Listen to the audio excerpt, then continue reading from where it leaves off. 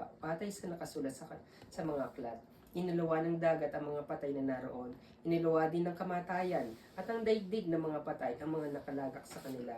Hinatulan ng lahat ayon sa kanilang mga ginawa.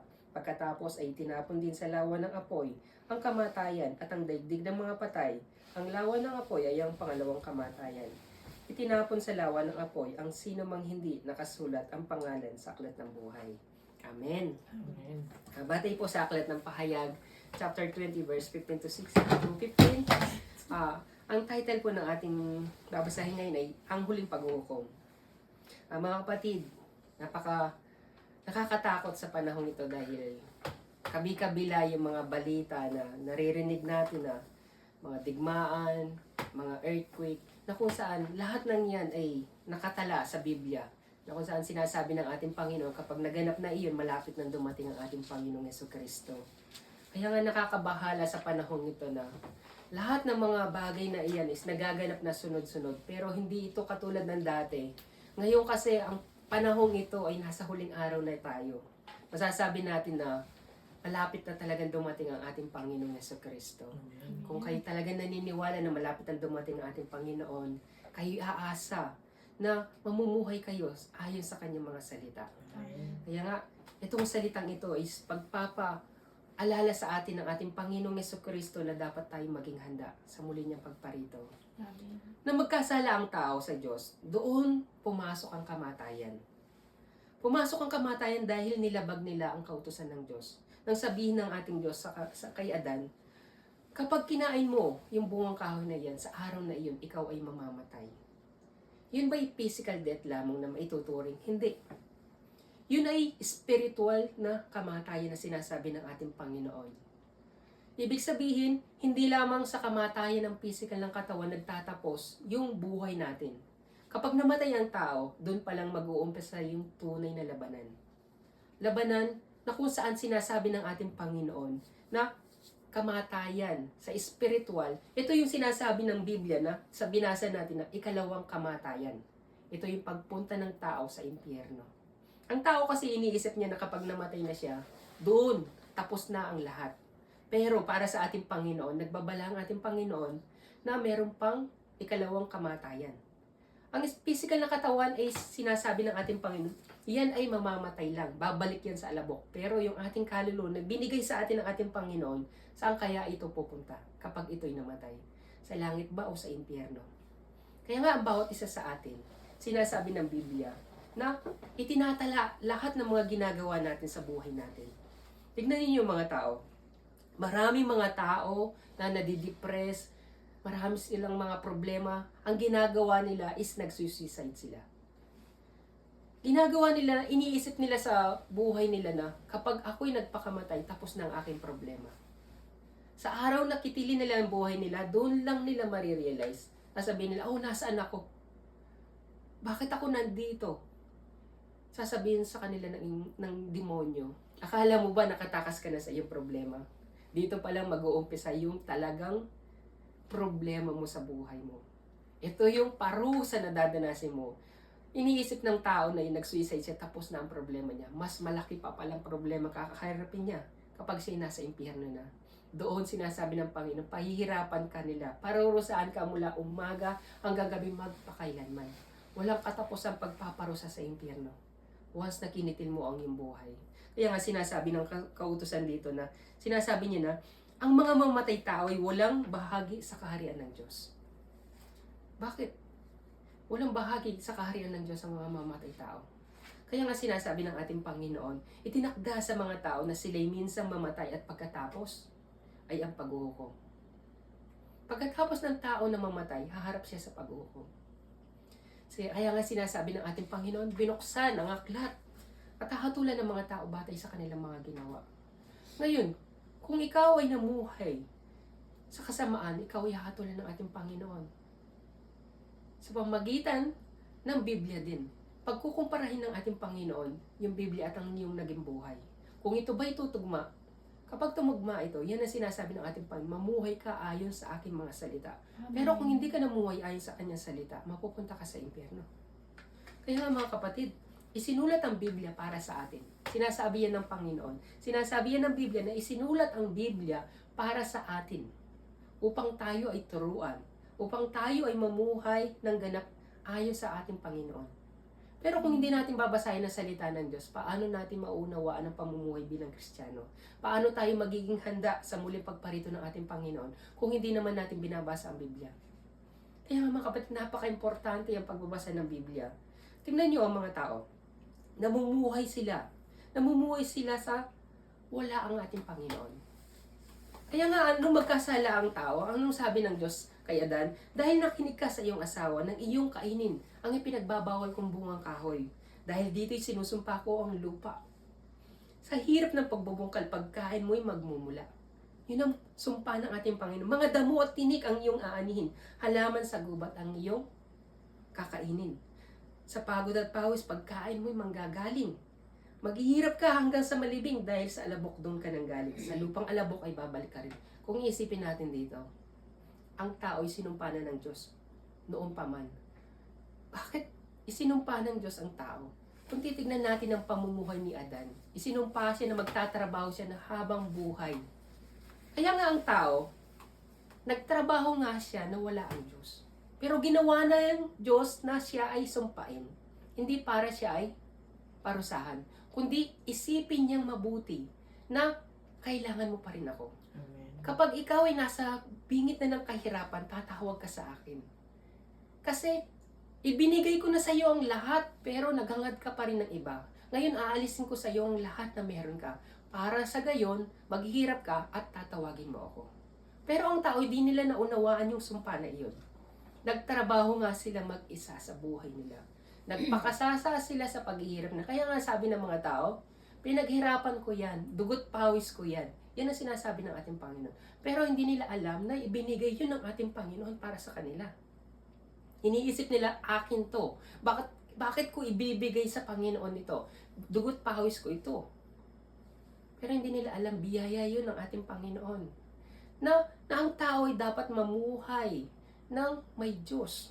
Although na nagtatrabaho ang tao, dapat isipin niya pa rin na kailangan niya ang ating Panginoon. Amen. Hindi siya mamumuhay na mag-isa. Ginawa yun ng ating Panginoon para tumawag ka talaga sa Kanya. Hindi para mamuhay ka na malayo sa Kanya. Kaya nga, hindi ko maunawaan ng mga tao. Nagtatrabaho sila na nagtatrabaho, pero once na namatay sila, hindi nila madadala ang kanilang pinaghirapan. Sinong tao na namatay na nadala nila ang kanilang kayamanan? Sinong tao na kumain na masasarap na pagkain, kahit nga yung pulubi, hindi siya makakain. Kapag namatay ang isang pulubi at isang mayaman, parehas pa rin sila. Walang pinagkaiba ang lahat. Kung paano namamatay yung tao noon, ganun din sa panahon ito. Parehas lang. Walang nagbago sa lahat. Walang nagbago sa mundong ito. Ang tao ay patuloy na namamatay. Walang taong nabuhay sa mundong ito na hindi namatay. Lahat tayo ay daranas ng kamatayan. Pero, ang tanong ng ating Panginoon, nakahanda ka ba sa araw ng iyong kamatayan? Isipin mo mabuti na ang lahat ng mga nangyayari sa buhay natin ay isinusulat pala sa aklat ng buhay. Mabuti man o masama, lihim man yan o hindi, alam ng Panginoon, lahat ng yan ay sinusulat sa aklat ng buhay. Pero, naisip ba natin na naging aware ba tayo kung ano ba yung nakasulat sa aklat ng buhay natin? Naging aware ba tayo kung yun ba'y mabuti o masama? O wala tayong pake? Dahil ang nais natin is mabuhay, magtrabaho, kumita ng pera, lahat-lahat ng yan. Walang direksyon ng buhay natin. Alam lang natin may pangarap tayo sa buhay. Yun lang ang alam natin, may pangarap tayo. Kaya nga sinabi ng ating Panginoon, dahil sa alabok, doon ka nang galing. Sa lupang alabok ay babalik ka rin. So para saan lahat ng mga pinaghirapan natin? Para saan lahat ng mga paghihirap na tinitiis natin, yung lahat ng stress natin, yung pagtitiis natin sa pagtatrabaho, kung mamamatay naman pala tayo at wala tayong madadala, lahat sa mga pinaghirapan natin. Dito, sa bansang ito, may mga tao na kilala ko rin na nag-iipon sila ng pera sa pamagitan ng pag-a-apply ng insurance para sa kanilang kamatayan. Palagay nyo ba kapag 50 years ka mag-iipon ng insurance para sa iyong kamatayan, Pag namatay ka na, saan pa kaya mapupunta lahat ng inipon mong yun? Alam mo pa ba kung saan nila gagamitin yung pera na iyon? Alam mo pa ba? Pakikinabangan pa ba ninyo yung mga bagay na yun, yung pera na yun, kung patay ka na? Sino makikinabang doon? Yung mga taong iniwan mo. Katulad dito, kapag namatay ang mga magulang nag-iipon para sa kanilang sariling pamumuhay. Yung iba nga sa kanila, mayaman, may pera, pero nagbabasura sila. Bakit nila ginagawa lahat ng yun? Nagpapakahirap sila sa buong buhay nila. 70 years old, nag-aalba pa sila sa mga company. Lahat ng yung ginagawa nila sa pansarili nila, for the future. Pero hindi nila alam, darating sa point na mamamatay din sila. Kapag namatay ang mga gulang, sino makikinabang? Gagawin ng mga anak, ibebenta lahat ng ari-arian ng mga magulang at paghahatiin nila yun bilang mga magkakapatid. Ganon walang kabuluhan lahat ng mga ginagawa ng tao. Kaya mga kapatid, kung isipin nyo, ilang taon na kayo? 40 years old, ilang taon ka nag-aral, 27 years ka nag-aral sa mundong ito, pagkatapos mag-aasawa ka, darating sa point na magkakaanak ka, ngayon 40 years old ka na, ilang taon na lang naghihintay sa iyo? Ilang taon na lang? Sabi ng ating Panginoon, 70 to 80 nabubuhay ang tao. Pero napansin ko sa panahon ito, sa panahon natin, umaabot lang sila ng 50. Oh, kung iisipin nyo, nasa 40 years ka na. O ilang taon na lang naghihintay sa iyo. Kung bubuksan mo lang, kung alam mo lang, kung pwede lang buksan yung aklat ng buhay para sa atin, babasahin mo yun, i-ano mo yan, i-review mo yan, kung yan ba'y karapat dapat na i-present na sa harapan ng Panginoon. Pero kung kaya lang natin, tignan yung naging buhay natin. Pero hindi. Lahat ng mga sinasabi natin, lahat ng ginagawa natin, lahat ng iniisip natin ay nakasulat na sa aklat ng buhay. Hindi na yun maaring burahin pa. Kaya nga, mag-ingat tayo sa bawat pananalita, sa bawat pag-iisip natin, sa bawat desisyon, sa bawat kilos natin. Lahat yan ay sinusulat sa aklat ng buhay. Magkamali lang tayo, hindi na natin maaari pang palitan yan. Kaya nga, ilang taon yung gusto mo na magtrabaho ka, habang buhay ka, magtatrabaho, magpapakahirap ka habang buhay, gayong yung buhay pala natin is nasa 70 to 80 na lang. Bakit? Hanggang kailan mo gustong mabuhay? Magtatrabaho hanggang sa mamatay na lang. Wala ka nang ginawa kundi magtrabaho na magtrabaho, pero pagdating ng kamatayan, ang mga tao, makakalimutan ka rin naman nila. Tingnan ninyo, yung mga kaklase nyo, yung iba sa kanila patay na. Yung mga kaibigan nyo, dati nyo kakilala, yung iba sa kanila maaga nang namatay. Dahil hindi natin alam kung kailan tayo mamamatay. Walang makakapagsabi kung kailan tayo kukunin ng ating Panginoon. Ang sabi nga sa Biblia, isang tao daw ang binigyan ng Diyos ng napakaraming kayamanan, maraming ari-arian at kapangyarihan. Pero anong sabi ng Biblia? Sa kasawi ang palad. Ayun ang sabi ng Biblia, sa kasawi ang palad. Hindi niloob ng Diyos na tamasain niya yung kayamanan at ari-arian na meron siya. Sa halip, iba ang nakinabang. Pinagpala siya ng Diyos na napakaraming kayamanan, pero dumating yung point na marami ka ng kayamanan, bigla siyang namatay. Sino ang nakinabang? Ang sabi ng Biblia, iba ang nakinabang sa kayamanan na meron siya na pinaghirapan. So walang kwenta ang paghihirap sa buhay na ito. Kaya nga sabi ng ating Panginoon, nagpapakapagod ka. Nagpapakabagod ka sa iyong tiyan, ngunit kailan may di nagkaroon ng kasiyahan ang tao. Ibig sabihin, nagpapakapagod tayo para sa pagkain, mabubusog tayo ngayon, bukas, may stress na naman tayo. Walang katapusan yung paghihirap na dinadanas natin sa mundong ito. Kaya nga sa kabila ng lahat ng ito, sabi ng ating Panginoon, isa lang ang aking masasabi, matakot ka sa Diyos. Sabi niya, matakot ka sa Diyos at sundin ang kanyang utos. Sapagkat ito ang buong katungkulan ng tao. Ito pala ang katungkulan ng tao. Dalawa lang. Matakot ka sa Diyos at sundin ang kanyang mga utos. Yan pala ang direksyon ng buhay natin dito sa mundong ito. Hindi pala natin direksyon yung buhay na magtrabaho tayo na magtrabaho, magpakahirap na magpakahirap. Ang direksyon pala ng buhay natin ay magkaroon tayo ng takot sa Diyos habang tayo nabubuhay. Amen. At sundin ang kanyang mga utos.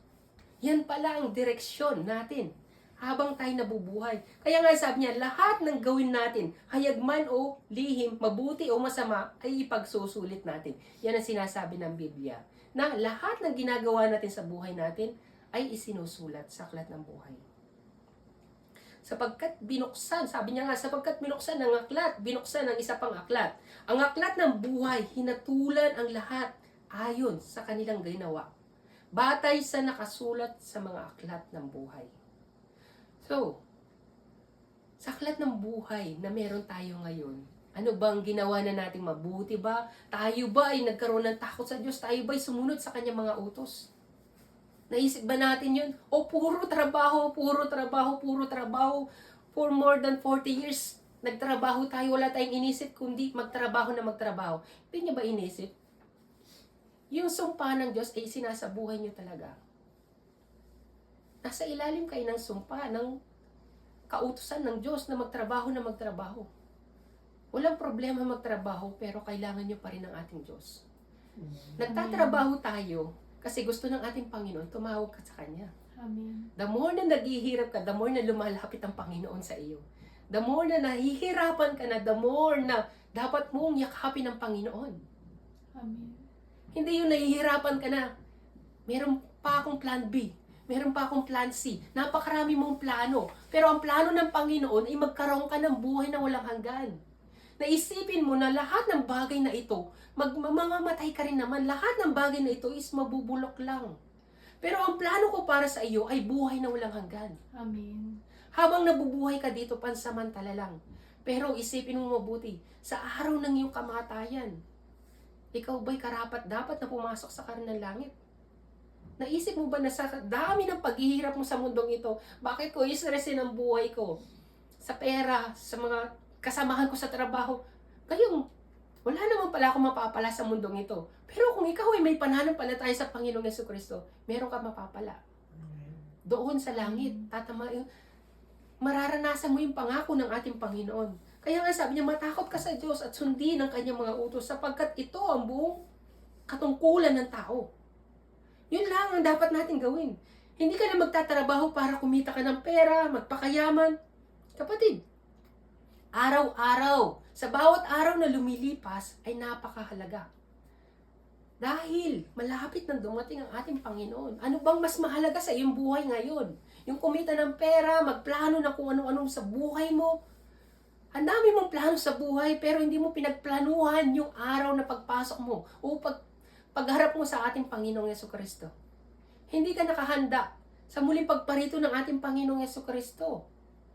Hindi ka nagiging handa. Nagiging handa ka para sa mga pagpaplano mo for the future, para sa buhay mo. Pero hindi mo alam kung yan ba'y magaganap o hindi. Walang sino makakaalam kung ano mangyayari sa araw ng bukas. Sa araw ng bukas, hindi mo nga alam kung tatawagin ka ba ng Panginoon o sa araw na ito, mamamatay ka na. Ang dami mong plano sa buhay mo.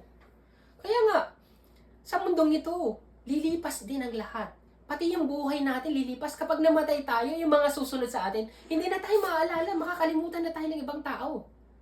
Yung mga nasa henerasyon na nasa baba, hindi na tayo kilala. Palagay nyo ba makikilala pa tayo ng mga tao kapag tayo pumanaw na? Hindi, wala silang maalala patungkol sa atin.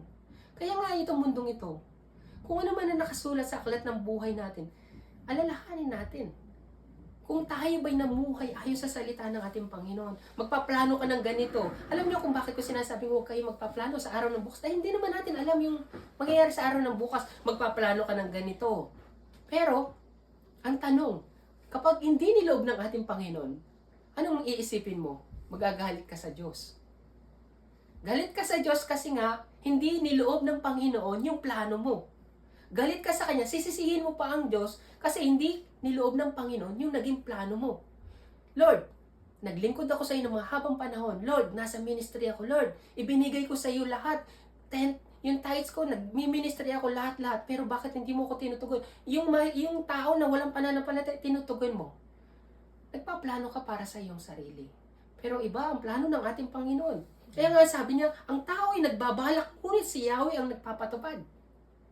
So nagplano ka, hindi ka looban pala ng Panginoon, nasaktan ka. Ngayon, magdadamdam ka sa harapan ng ating Panginoon. So, nagkasala ka pala sa harapan ng Panginoon. Kasi hindi tinugon ng Panginoon yung kahilingan mo. Kasi nagplano ka.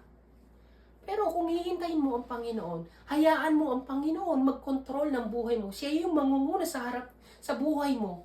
Malinis, suwabe lahat. Kung ipagkakatiwala mo ang lahat ng plano mo sa Panginoon, tutuparin ng Panginoon yan. Pero kung ikaw lang ang nagpaplano sa buhay mo, malabo. Bakit ko sinabing malabo? Kapag hindi tinugon ng Panginoon yan, talagang magdadamdam ka. Hindi mo magugustuhan yung magiging resulta kasi nga, plano mo lang yan. Pero kung plano ng Panginoon, at ibinigay mo sa Panginoon yan, at nagustuhan naman ng ating Panginoon, matutuwa ka. Amen. Pero kung hindi niya gusto, kaya nga, sinasabi ko sa inyo, huwag kayong magpaplano. Sabi nga niya dito, ipagkatiwala mo kay Yahweh ang iyong mga gagawin at pagtatagumpayin ka sa lahat ng iyong mga layunin. Amen. So lahat ng pangarap natin, walang masama. Walang masamang mangarap, walang masamang magplano. Lord, gusto ko na magkaroon ng sasakyan, gusto ko na magkaroon ng magandang bahay. Lord, gusto ko ng mapayapang pamumuhay. Gusto ko magkaroon ng asawa.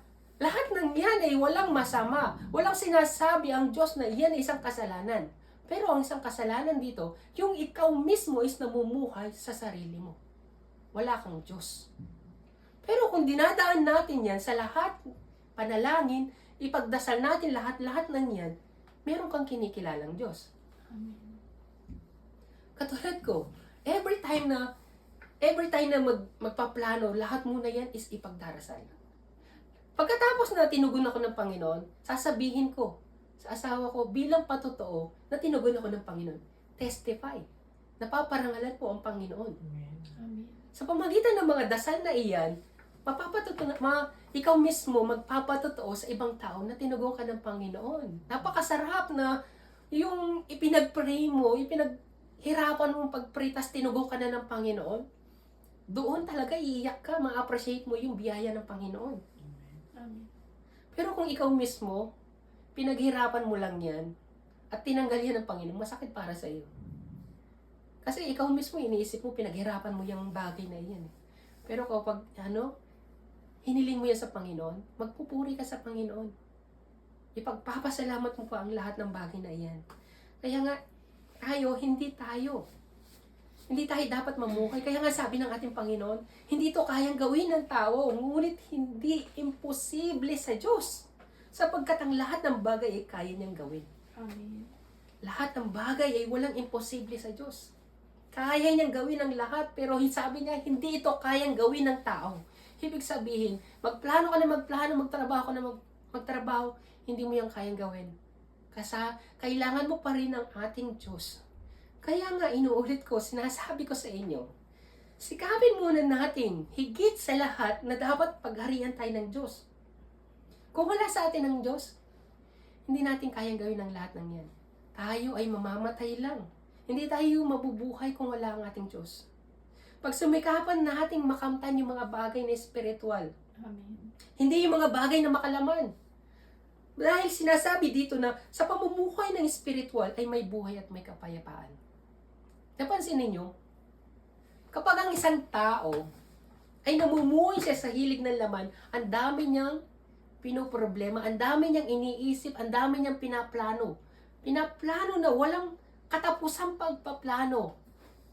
Tignan niyo, halimbawa na lang, meron ka ng bag, may lumabas na bagong bag sa next year. Sasabihin mo na naman, ay wala pa akong ganoon. Susunod na naman na next year, ay wala pa akong ganoon. Walang katapusan na sinasabi mo na wala pa akong ganoon, wala pa akong ganoon. Samantalang every year meron kang bag na nabibili. Walang katapusan. Ang lahat ng yan, yung pagnanais mo sa mga hilig ng laman. Pero, tignan ninyo, kapag ikaw ay namumuhay sa hilig ng laman, yung tao, madami siyang iniisip, madami problema, magulo ang kanyang isip, magagalitin, mainitin ang ulo, ang dami. Yung pamilya, nagkakagulo, nag-aaway, mag-asawa, magulo, mga anak, lahat. Walang kapayapaan sa puso ng isang tao na wala ang Diyos sa kanya. Pero kung nasa kanya ang Espiritu, ang sabi ng Biblia, nasa kanya ang buhay at kapayapaan. Amen. Yun ang sinasabi ng ating Panginoon. Kaya nga mga kapatid, huwag nating naisin yung kayamanan sa mundong ito. Anong dapat nating naisin? Sinasabi ng Biblia, huwag kayong mag-impok ng kayamanan dito sa lupa. Dito'y may naninirang insekto at kalawang at may nakakapasok na magnanakaw sa halip. Mag-impok kayo ng kayamanan doon sa langit. Amen. Doon, walang naninirang insekto at kalawang at walang nakakapasok na magnanakaw sapagkat kung nasaan at naroon ang iyong kayamanan, naroon din ang iyong puso. Sa puso ninyo. Ano bang hinahangad ninyo? Unahin nyo muna makapasok ng langit? O unahin nyo muna yung mga bagay na plano ninyo sa buhay nyo? Makamtan nyo man yung mga bagay na yan. Kapag dumating ang araw ng paghuhukom, sasabihin ninyo, Lord, sana. Pero sasabihin ng Panginoong Hesus, anak, binigyan kita ng mahabang panahon. Binigyan kita ng chance, maraming beses akong tumawag sa iyo. Pero hindi mo ko pinakinggan. Alam mo, nakakatakot yung araw na iyon na maiiwan ka. Hindi mo pinagpapalanuhan yung pagpasok mo sa harapan ng ating Panginoon. Sa araw ng paghuhukom na iyon, sasabihin sa atin ng ating Panginoon, anak, pumasok ka na dito. Ikaw ay nagtagumpay. Pero kung sasabihin sa iyo ng Panginoon, sino ka? Hindi kita kilala. Kilala ka sa mundong ito, kilala ka ng mga tao na mabait ka, kilala ka ng mga tao, sikat ka, magaling ka sa ganitong bagay. Pero ang Panginoon, hindi kanya kilala. Mahirap yun. Dahil kapag sinabi ng Panginoon, hindi kanya kilala, alam mo na ang kapupuntahan mo, impyerno ang kapupuntahan mo. Ano bang plano mo sa buhay? Ano bang plano nyo sa buhay? Lahat ng inisip nyo, sinasabi nyo, gagawin lahat ng yan. Itinatala sa aklat ng buhay. Sa araw-araw, confident ba kayo na makapasok ng langit? Confident na ba kayo sa sarili niyo, Lord, eto po ang aking buhay ngayon. Ipipresent ko sa iyo. Hindi. Naka-ready na ba kayo na tanggapin yung magiging resulta ng mga ginawa ninyo? Ano bang ine-expect ninyo sa buhay nyo ngayon? Sa sarili nyo lang, masusuri. Sabi nga ng Panginoon dito sa Biblia, suriin mo ang iyong sarili kung ikaw ba'y namumuhay sa pananampalataya o hindi. Kayo mismo, kaya nyo suriin ang sarili nyo. Kung kayo ba'y karapat-dapat na makapasok ng langit once na tinawag kayo ng Panginoon sa araw na ito. Kaya nga, hindi natin madadala lahat. Wala tayong madadala sa kayamanan natin. Pero ano madadala natin? Yung naging buhay natin. Mabuti, masama. Yan ay bit-bit natin pagdating natin sa harapan ng ating Panginoon. Mga espiritual na pamumuhay. Yan ang mabibit-bit natin. Pero yung kayamanan, wala tayong mabibit-bit kahit isa. Kahit gaano ka pa kayaman, wala kang mabibit-bit. Isa man yan. Kaya nga, isang binata, sabi niya nga, Guro, paano ba ako magkakaroon ng buhay na walang hanggan? Sabi niya, mamuhay ka sa 10 kautusan. Ginawa ko na po yun. O, isa na lang ang dapat mong gawin. Ipagbili mo ang iyong kayamanan at sumunod ka sa akin. Hindi dahil sa ibibigay mo ang kayamanan mo, magkakaroon ka ng buhay na walang hanggan. Kundi yung salita ng ating Panginoong Jesucristo, sumunod ka sa akin, magkakaroon ka ng buhay na walang hanggan. Ibig sabihin, hindi sa kayamanan ka magkakaroon ng buhay, kundi sa pagsunod sa akin. Sapagkat walang ibang daan, kundi si Jesucristo lamang. Amen. Walang daan para magkaroon ka ng buhay na walang hanggan, kundi ang Panginoong Jesucristo. Kahit gaano ka pa kayaman, tingnan mo, pinagpala siya ng Diyos, pero kinuha lahat sa Kanya, namatay siya. Anong mapapala ng kayamanan yan? Ang Panginoong Jesucristo lang magbibigay sa atin ng buhay na walang hanggan. Kaya nga, unawain natin mabuti ang sinasabi ng ating Panginoon na sa pamagitan ng ating Panginoong Jesucristo. Kaya nga, ang ating Panginoong Jesucristo ay pumunta rito, nagkatawang tao. Narito siya upang mag-alay ng kanyang buhay para tayo tubusin sa ating mga kasalanan. Ginawa na yun ng ating Panginoon for advance para sa henerasyon na ito. Nakahanda na yung dugo niya para sa atin upang ang gagawin na lang natin is lumapit sa Kanya at magsisi sa ating mga kasalanan. Tanggapin natin siya bilang ating Diyos na tagapagligtas. Yun lang, napakasimple na gusto ng ating Panginoong Jesucristo. pagsisihan natin ang ating mga kasalanan. Pero bakit niyo pinapahirapan ang sarili niyo sa pamumuhay ninyo? Gayong may Diyos naman pala na magbibigay sa atin ng biyaya. Ang sabi niya lang, unahin niyo ako at pagpapalain ko kayo. Bakit niyo mapahirapan ang sarili niyo? Although na nagiging zero balance tayo sa pera, pero walang problema. Sa buhay, at least, tinutugon tayo ng ating Panginoon. Amen. Kesa naman sa magpakahirap ka na magpakahirap, ang dami mo nga ang pera, pero ang dami mo naman problema.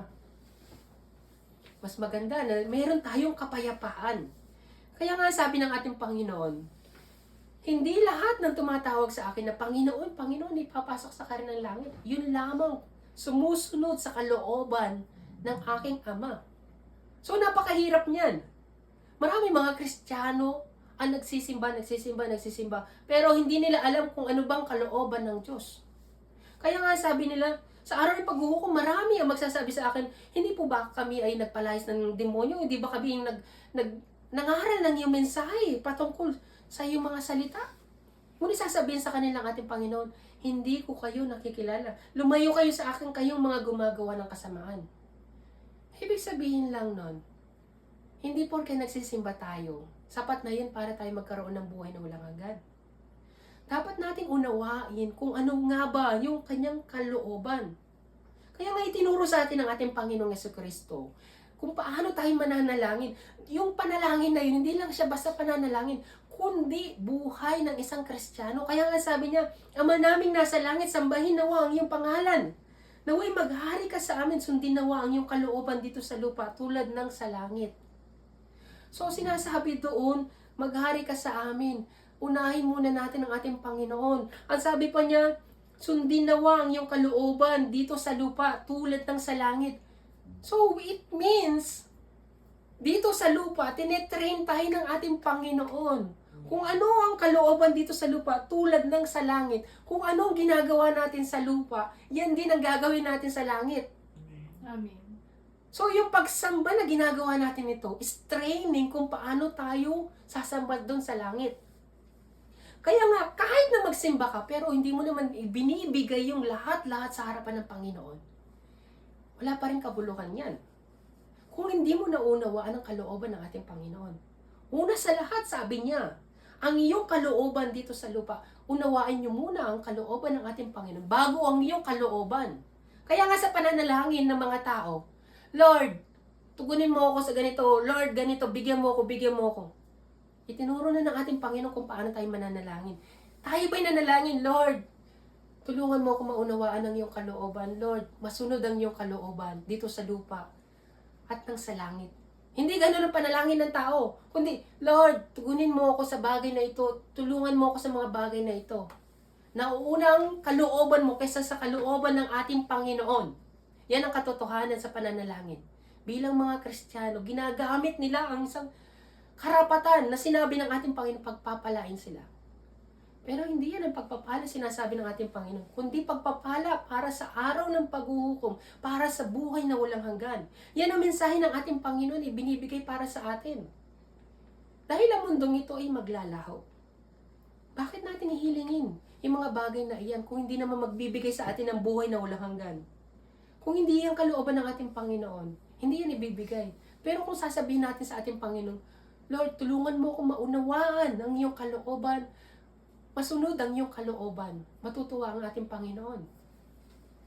Kaya nga ang ating Panginoong Jesucristo, ang sabi niya, ako'y bumaba mula sa langit, hindi upang gawin ang sarili kong kalooban. Tingnan niyo ang ating Panginoong Jesucristo. Hindi ang sarili niyang kalooban, kundi ang kalooban ng Diyos Ama.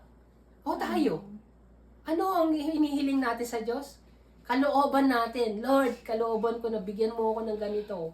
Pero ang kalooban ng ating Panginoon, hiniling ba natin? Ano ba yung kalooban niya? Yung maparangalan mo siya, lumapit ka sa kanya, magsisi ka sa iyong mga kasalanan, sambahin mo siya ng buong puso, ibigay mo sa kanya lahat-lahat. Yun ang kanyang kalooban. Pero para sa iyo, mas malaki ang iyong kalooban. Mas malaki ang para sa iyo kaysa sa parte ng ating Diyos. Ang para sa atin lang, yung pagsamba lang. Yun lang ang may bibigay natin sa Kanya. Pero para sa atin, napakalaking binigay sa atin ng ating Panginoon. Ito yung buhay na walang hanggan para sa ating lahat. Napakalaki. Buhay niya mismo, yung dugo mismo ng ating Panginoong Jesucristo ang inialay niya para sa atin. Pero yun, hinayaan ng Diyos na mamatay ang kanyang anak doon sa krus para lamang i-save tayo, iligtas tayo doon sa kaparusahan sa impyerno. Kaya nga sabi niya, ito ang kanyang kalooban. Ang huwag kong hayaang mapahamak ang kahit sino man sa mga ibinigay niya sa akin, kundi ang buhayin ko siyang muli sa huling araw. Amen. Napakalaki pala ng plano ng Diyos para sa atin. Tayo, yung plano lang natin, magkaroon tayo ng sasakyan, magkaroon ng bahay, magkaroon ng ganyan-ganyan. Pero ang plano ng Diyos ay buhay na walang hanggan para sa iyo. Amen. Nagdadamdam ka kapag hindi ka tinugon ng Panginoon. Pero lahat ng ginagawa ng Panginoon ay para sa iyo pa rin naman pala. Amen. Sinasabi ng Panginoon, magsisi ka, ibigay mo sa akin yung 10 bahagi mo. Pero hindi mo alam, para sa iyo pala yun. Hindi para sa Diyos, kundi para sa iyo pala yun. Mabigat para sa iyo na magbigay ka ng 10%, pero para sa iyo pala yun. Ginawa na yun ng Panginoon para ikaw ay magkaroon ng buhay na walang hanggan. Para sa iyo pala yun lahat. Sabi ng Panginoon, maglingkod ka. Anak, maglingkod ka na. Pero para sa iyo pala yun. Binibigyan ka ng chance ng Panginoon para ikaw ay magbunga. At yung bahay mo doon sa langit ay matapos na rin. Amen. Sabi nga ng Panginoon, maghahanda ako ng tahanan para sa inyo doon. Kapag nahanda ako na, babalik ako upang sunduin ko kayo. Amen. So paano matatapos yun? Kung hindi mo ibinibigay lahat sa Panginoon. Ang lahat ng ito na ginagawa natin is para sa atin din naman pala. Na kung iisipin natin, benefits pala para sa atin lahat. Amen. Kahit na pinaparangalan natin ang ating Panginoon, benefits pa rin para sa atin. Ang Diyos pa rin ay mapagpakumbaba. Ginagawa niya ito para sa ating mga anak niya. Amen. Ganyan ang mga magulang. Para sa kapakanan pa rin ng kanyang mga anak ang ginagawa niya. Ganyan mga ugali ng mga magulang.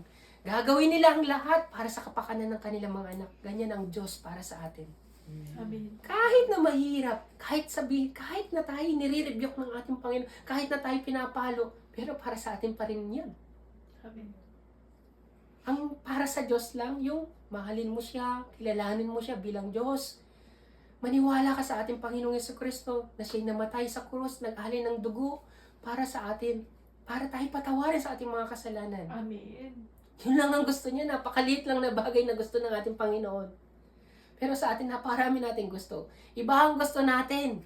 Naliligaw tayo ng landas. Pero kung maniniwala ka lang sa ating Panginoon, ibibigay mo lahat.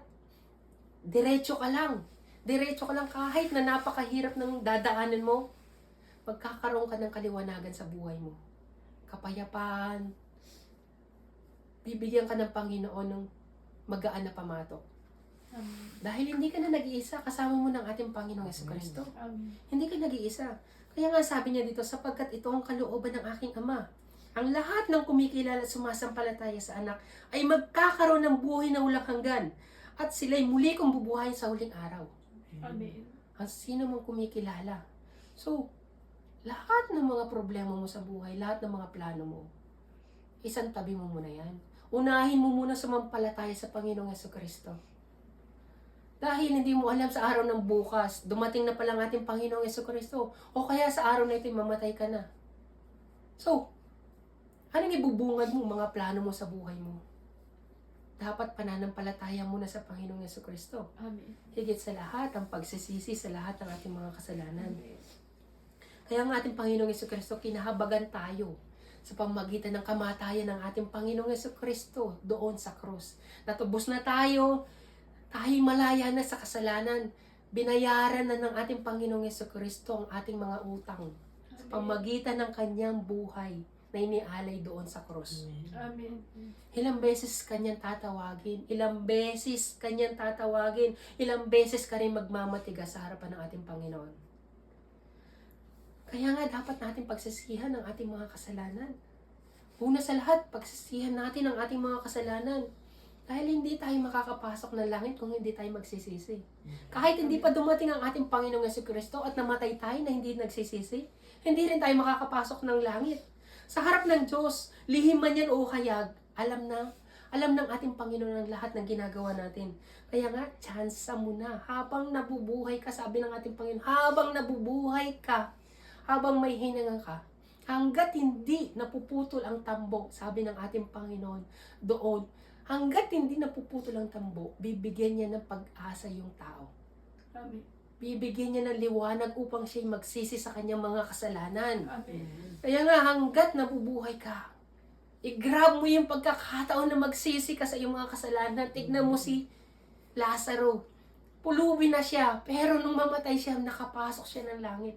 Pero yung mayaman na nandun, hindi nakasulat ang pangalan niya, hindi binanggit ang pangalan niya sa Biblia. Kilala siya doon. Kilalang kilala dahil mayaman. Pero bakit hindi nakasulat sa Biblia ang pangalan niya? Gayong si Lazaro na pulubi, nakasulat yung pangalan niya. Wala siyang ibang inasahan, kundi ang ating Panginoon. Amen. Maging pulubi ka na sa buhay mo. Hamakin ka ng ibang tao. Huwag mong aalisin sa puso mo ang pananampalataya sa Panginoong Jesucristo. Amen. Mawala na sa iyo lahat ng kayamanan mo. Mawala na lahat ng mga kaibigan mo. Ang Panginoong Jesucristo, huwag mong aalisin sa puso mo. Amen. Magkakaroon ka ng buhay na walang hanggan. Kaya nga sabi niya, matakot ka sa Diyos at sundin ang kanyang mga utos sapagkat yan ang buong katungkulan ng tao. Kaya nga sinabi niya, ngunit sinasabi ko sa inyo, nakita na ninyo ako, ngunit hindi pa rin kayo sumampalataya sa akin. Nakita na ninyo ako, pero hindi pa rin kayo sumampalataya sa akin. Lalapit sa akin ang lahat ng ibinigay sa akin ng Ama. At hindi ko itataboy kailanman ang sino man lumalapit sa akin. Kaya nga, lumapit ka sa Panginoon. Kung magmamatigas ka pa rin sa harapan ng ating Panginoon, hindi ka makakapasok ng langit. Kaya nga sabi niya, lalapit sa akin ang lahat ng ibinigay sa akin ng Ama. Ibig sabihin, ikaw na may pananampalataya, ikaw na kilala mo ng Panginoong Jesucristo. Lumapit ka sa Kanya. Huwag ka nang lumayo pa, huwag mo nang sayangin ang pagkakataon na ikaw ay mapunta ng impyerno. Kaya nga sinabi niya dito, subalit ang lahat ng tumanggap at sumampalataya sa Kanya ay binigyan niya ng karapatang maging anak ng Diyos. Amen. Mga anak ng Diyos. Ngunit sinabi ng Panginoon sa ayaw mga magsisi, sa mga taong ayaw magsisi at maging matigas, ang sabi niya, kawawa kayong mga taga-Corazon, kawawa kayong mga taga-Bethsaida. Sapagkat kung sa Tiro at sa Sidon ginawa ang mga himalang ginawa sa inyo, matagal na sana sila nagdamit na sakot na upo sa abo. At sa abo ay magkaroon sila ng pananampalataya. Tandaan ninyo, sabi niya, bilang tanda ng kanilang pagsisisi, sa araw ng paghuhukom, higit na mabigat ang parusang daranasin nila kaysa sa mga taga-Tiro at taga-Sidon. Ito ba'y taga-Corazon lamang? Kundi para sa atin ito. Nasaksihan na ninyo ang ating Panginoong Jesucristo. Nasaksihan na ninyo kung paano kumilos sa buhay ninyo ang ating Panginoon. Tapos hindi pa rin kayo magsisisi sa inyong mga kasalanan. Anong sabi ng ating Panginoon? Sa araw ng paghuhukom, higit na mabigat ang parusa. Higit na mabigat ang parusa ninyo kaysa sa parusang daranasin nila. So, kaya nga sabi ng ating Panginoon, ang nakikinig sa inyo ay sa akin nakikinig. Ang nakikinig sa inyo ay sa akin nakikinig. Ang nagtatakwil sa inyo ay nagtatakwil sa akin. At ang nagtatakwil sa akin ay nagtatakwil sa nagsugo sa akin.